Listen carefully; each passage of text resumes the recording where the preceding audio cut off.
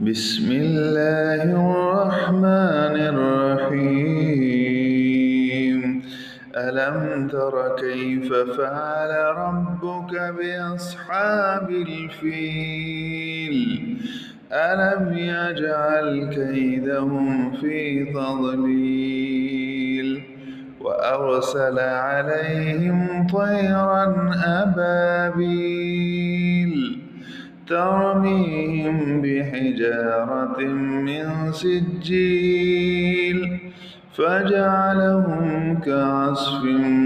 مأكول بسم الله الرحمن الرحيم لإيلاف قريش إيلافهم رحلة الشتاء والصيف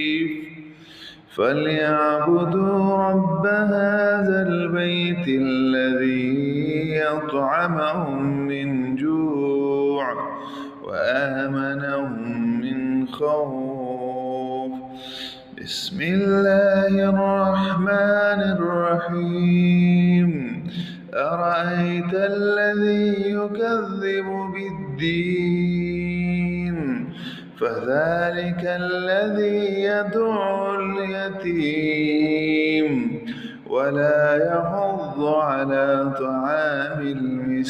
المسكين فويل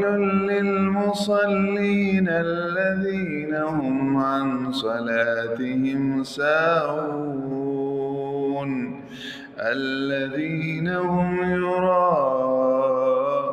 ويمنعون الماعون بسم الله الرحمن الرحيم إنا أعطيناك الكوثر فصل لربك وانهر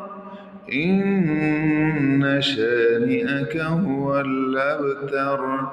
بسم الله الرحمن الرحيم